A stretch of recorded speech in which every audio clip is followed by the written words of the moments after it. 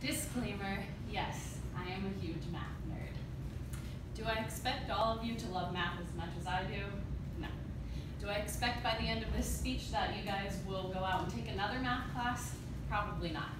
Do I expect that you're sick and tired of hearing the math nerd rant about math education? Absolutely. But it's just because I'm passionate about math, not just for secondary school purposes. I believe that diminishing the negative stigma on math begins with decreasing the negative stigma on math. So with that said, this speech is for all of you. That's right, all of you. This is not a rant designed for me to hear myself talk about math. I saved that for my roommates and family. This hopefully should serve as a confidence booster for you so you can see your abilities and how math helped them.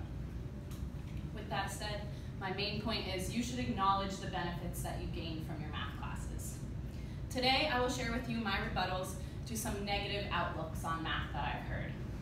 I will address those who believe they did not benefit from math at all, those who believe that their teachers ruined math for them, and those who believe that math is irrelevant to their major.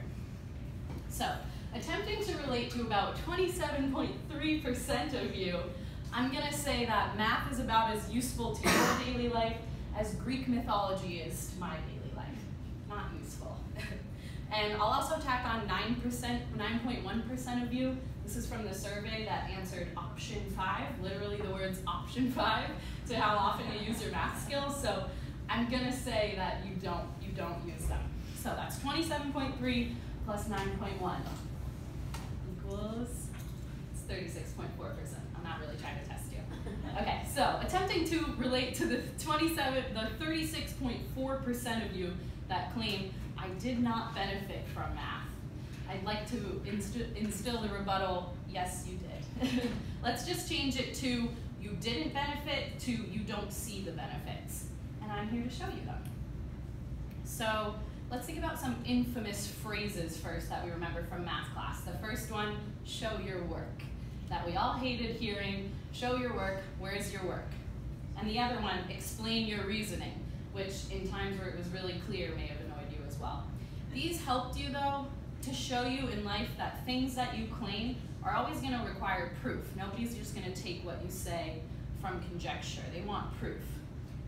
And there's no easy way out. You can't always take a shortcut and expect that everybody's going to go along with you. With explaining your reasoning, you learned that it's important to use concise communication so that your ideas get clearly across to students, teachers, and others. Then moving on to not phrases, but feelings that math gave you. Aside from the negative feelings, I know we can all think about those aha moments where you felt like the light bulb turned on when you solved a really difficult problem. It's fulfilling, and math helps build determination to strive for that feeling. In an article entitled, Seeing is Believing, How I Learned to Stop Worrying and Love the Math by Brian Gleason, he talks about an aha moment like this that changed his life in math. Disclaimer, he was a pre-service math teacher, but he was not really feeling it in one of his difficult math classes. And the sentence that changed his life for math may surprise you. This is a quote from his professor. Quote, "You are already familiar with the homomorphism from high school, logarithms." Life-changing, I know. But to him, this opened a whole door of connections and possibilities in math when he finally realized all the connections in higher math that he was seeing and remembered from his high school math. And this was an aha moment that he said that to this day he strives to provide his students with.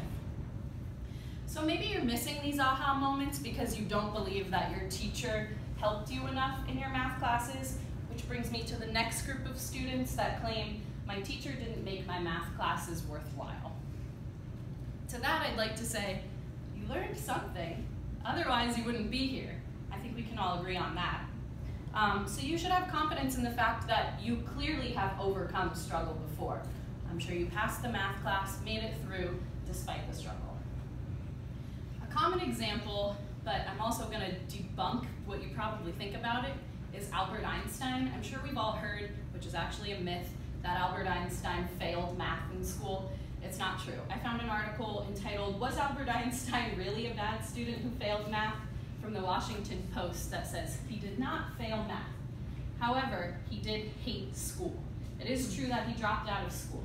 He hated school because of the rigid structure and the certain standards that teachers had to adhere to. Sound familiar? So he went to a different school that embraced the learning process more than these rigid procedures, and I mean, the rest is history. I know we aren't all as passionate about science and math as Albert Einstein though, and believe it or not, as a future math teacher, I'm very prepared to address the next claim that math is irrelevant to my major. Like I said before, some of you, math is not useful. It's like silent letters in words in the English language. Who needs it? So let me break it down by majors and we'll start there. The first major umbrella of majors is science. Science needs math, math needs science. I don't think that should be an argument. I'm sorry if you don't like math in your science major. The next one is humanities, which I can kind of understand. But humanities, you can't deny the fact that you need to have a certain number sense to understand, at the very least, significance of statistics. And one example that I found of this was an article entitled "Teaching Human Rights Through Mathematics" by Blair Izzard, in which he used a real-world example on the topic of world hunger, taking a mythical country with a certain population growing at a certain rate and a certain food supply growing at a certain rate. And the question was, when will we run out of food? When will we not be able to feed all of our people? So that's how he incorporated humanities into a math class, and you can see how it does have an impact on the world. And the last umbrella of majors is art. This one, personally, I don't see how it's still an argument. If we think back to the Greeks loved math and art simultaneously. They found that symmetry was aesthetically pleasing, and symmetry is actually scientifically proven to be aesthetically pleasing. They thought one of the specific aesthetically pleasing math principles that they have used, and we still use, is called the golden ratio, or as this article that I found calls it, the golden section. So in this article entitled Golden Section from the Hutchinson Unabridged Encyclopedia with Atlas and Weather Guide, it talks about Euclid, who was a mathematician that discovered this ratio that ended up having the perfect design for human eye. It's called the golden ratio, and it's a ratio between two rectangles, and if you create spirals in there, it's the perfect aesthetically pleasing structure for architecture and art. And that's just one example. So math clearly has many applications. I like to think of it as the salt of academia because it makes everything a little more flavorful and fulfilling. Although we are not all mathematicians, I hope you can see now how relevant math is to you and how much you benefit from it. Whether you believed you didn't benefit at all, you believed you didn't receive a fulfilling education, or you believed that it wasn't relevant to your major, hopefully now you can see how you incorporate math into your everyday life. So I ask of you again, just acknowledge the benefits that math has provided you with, and have confidence in yourselves. You're all successful young students with logical minds that appreciate connections and organization. So to conclude, do I think that I transferred you all from math haters to math enthusiasts? No. Do I think I motivated you to take another math class or two? No. Do I think that now you're a little bit more confident in your abilities thanks to math? I surely hope so.